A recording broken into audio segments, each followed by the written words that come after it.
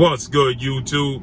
It's your boy, Blue Blood Sports TV, back at y'all with another one. So, lightweight star on the verge of superstardom, title contender, Romero, who is now 14 wins, 1 loss, no draw, 12 wins by way of knockout. He is 26 years of age, 5'8" with a 68-inch arm reach. With that said, he's coming off of a knockout loss to undefeated 3-division world champion superstar boxer Gervonta Tank Davis, who is now 27 wins, no loss, no draw, 25 big wins by way of knockout. Tank Davis is 27 years of age, 5'5" with a 67-inch arm reach. That fight that took place May 28th at the Barclays Center in Brooklyn, New York, in which Rolly got knocked out in the 6th round. Romero has found found stardom, okay, since that loss and since the build-up to that fight, okay? And a lot of people, media, fans, they gravitate towards Rolando Rolly Romero, who is never short on words. Rolly Romero, he reveals that the biggest fight in the sport of boxing has not come to fruition between undefeated, unified, WBC, WBA, IBF, welterweight world champion superstar boxer who is widely considered by many to be top 2 best pound-for-pound fighters in the world, if not #1 in some people's eyes, in ERROL the Truth Spence Jr., who is 28 wins, no losses, no draw, 22 big wins by way of knockout. He is 32 years of age, 5'9.5" with a 72-inch arm reach, an undefeated 3-division world champion, former junior welterweight undisputed world champion, currently the reigning WBO, World Boxing Organization welterweight world champion, who is widely considered by many to be the #1 best pound-for-pound fighter in the world, in Terence Crawford. Terence Crawford is 38 wins, no loss, and no draw, 29 big wins by way of knockout. He is 34 years of age, 5'8" with a 74-inch arm reach. With that said, okay, Rolly Romero is with the PBC, Premier Boxing Champions, founder and advisor Al Heyman. He's with Showtime president of sports Stephen Espinosa, and he signed to Mayweather Promotions with legendary retired Hall of Fame iconic superstar boxer turned promoter and founder of Mayweather Promotions, Floyd Mayweather, CEO Leonard Ellaby. And Rolly Romero is revealing that everybody on that side knows that in negotiations, Terence Crawford is asking for too much money. He's pricing himself out. He's not confident that he can win the fight. And he's just looking for a retirement check. And that's the holdup between Terence Crawford and Errol Spence.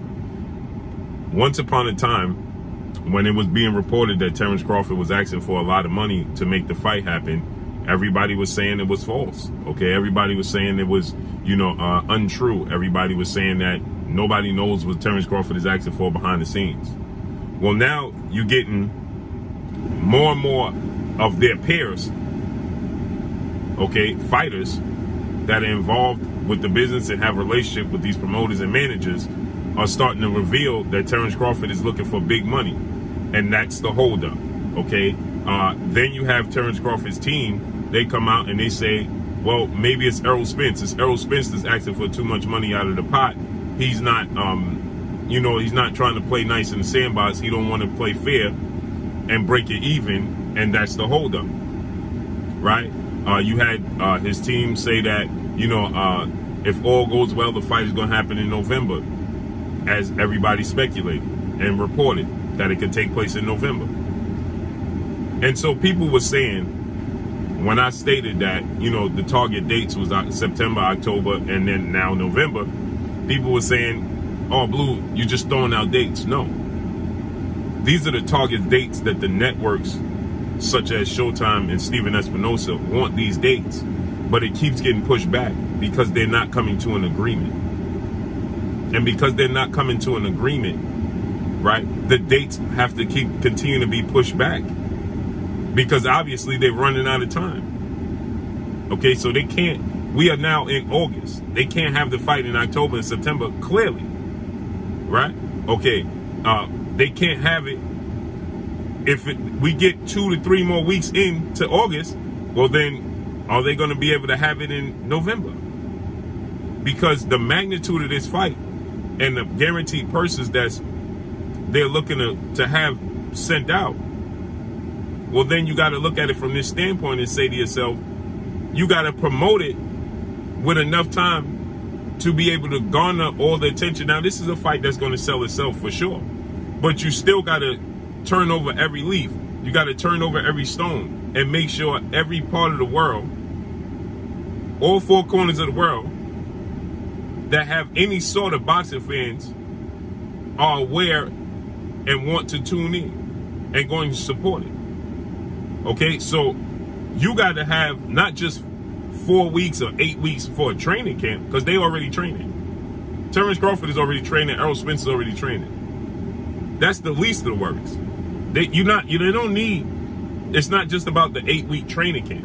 No, they need to do a press tour. They need to be in Las Vegas. They need to be in New York.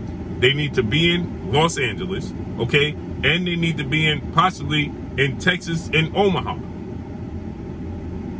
It needs to be a 6-city tour, because we have a lot of piracy within the sport of boxing where people are not looking to pay for fights. And on top of people not looking to pay for fights, when you don't have the best fighting the best, on top of that, to top it all off, well, guess what happens? You get lack of support financially to be able to pay the purses that the fighters are looking for to secure their future.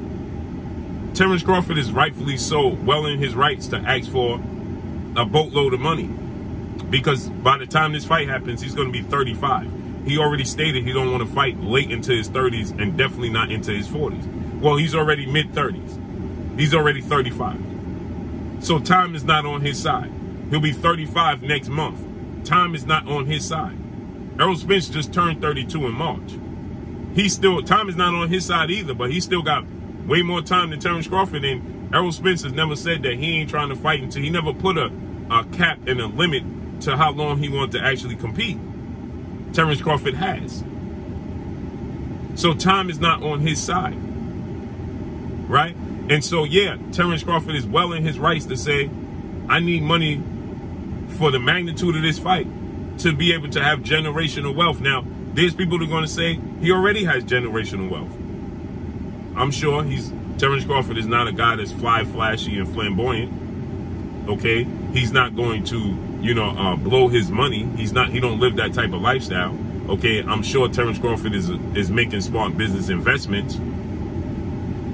But here, in one lump sum, he can make a boatload of cash.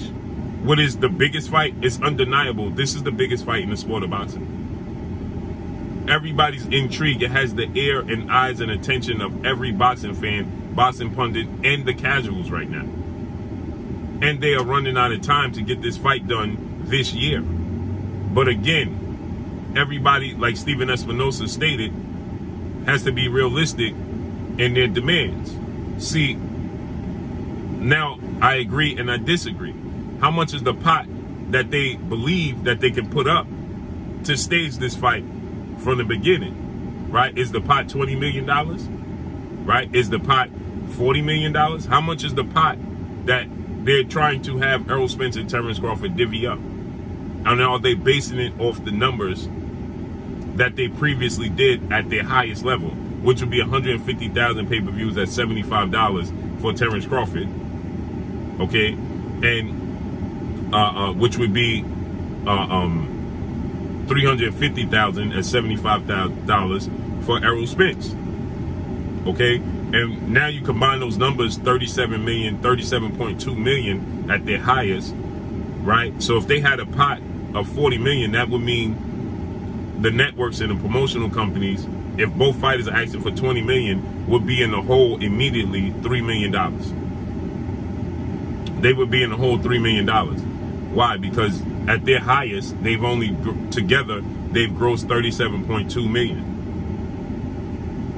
So another option, as I was stating, and people get upset, is that the fight needs to take place in Texas, in AT&T Dallas Cowboys Stadium. Why? Because it's proven.